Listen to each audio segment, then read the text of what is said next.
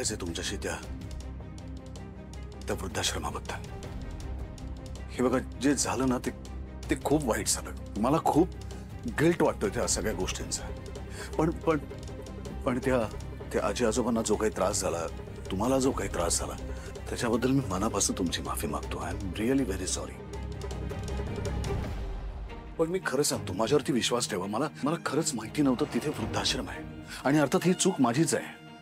म्हणजे ती जागा जर आमची आहे तर मला हे माहिती असलं पाहिजे होतं। हा पूर्णपणे माझा निग्लिजन्स आहे, आणि त्याबद्दल मी पुन्हा एकदा तुमचे हात जोडून माफी मागतो। मला जर हे माहिती असतं ना तर असं कधीच मी घडून केलं नसतं। पण आता मी तुम्हाला शब्द देतो, ते वृद्धाश्रमाची जागा, त्या वृद्धाश्रमाची इमारत आणि तिथे राहणारे आजी आजोबा यांना यापुढे जरासाही त्रास होऊ दिला जाणार नाही, आणि हा माझा शब्द आहे। माझा विश्वासच नाहीये तुमच्यावर। तुम्ही बोलताय एक, तुम्ही वागताय एक, नाही विश्वास माझा। प्लीज प्लीज प्लीज माझ्यावरती विश्वास ठेवा। मी हवं तर तुम्हाला लिहून द्यायला तयार आहे। प्लीज माफ करा मला। माझी नका माफी मागू। जे गुंड पाठवलेत ना, त्यांनी आमच्या आजी आजोबांना मारहाण केली होती। खरंच काही वाटत असेल तर त्या म्हाताऱ्या माणसांची जाऊन माफी मागा आणि त्यांना द्या हा दिलासा।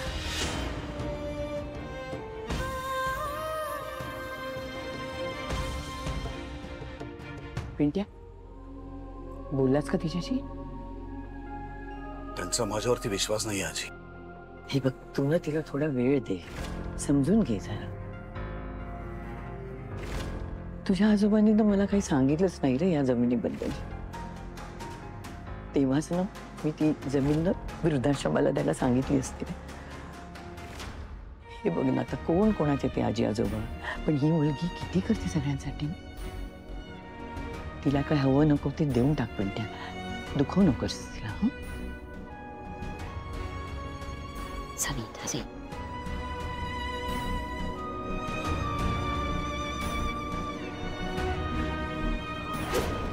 काही झालं तरी आपल्याला आदिराचं लग्न थांबवायला लागेल। हो, बरोबर आहे तुझं। आपण कधीपासून हेच बोलत आलोय, पण काहीतरी एक उपाय आहे। आदिराचं लग्न होण्यामागची मुख्य अट आहे स्वानंदीचं लग्न।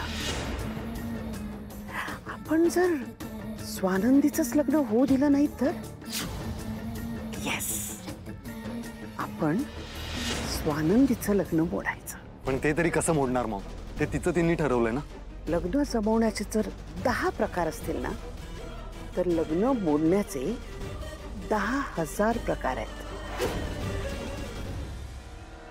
कसं आहे ना बाळा, लग्न जमवण्यासाठी फक्त कष्ट लागतात, पण ते टिकवायला चांगुलपणा, समजूतदारपणा आणि पेशन्स लागतो। आणि लग्न जर मोडायचं असेल ना, तर त्यासाठी छोटं भांडण, त्याहून एक छोटासा गैरसमज। काही वेडवाकडे बोलला का तुला तो मुलगा?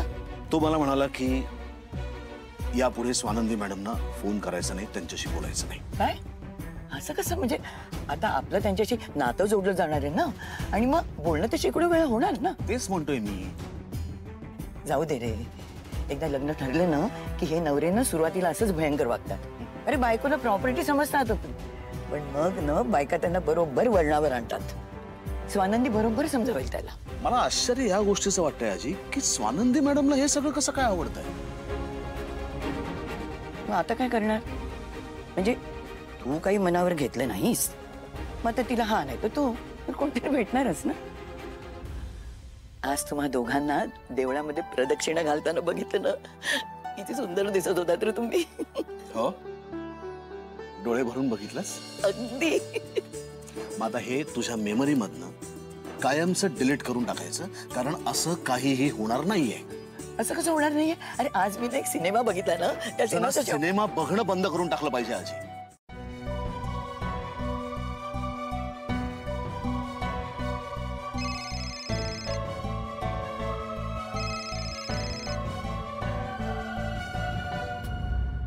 हॅलो, प्रतीक आहेत का?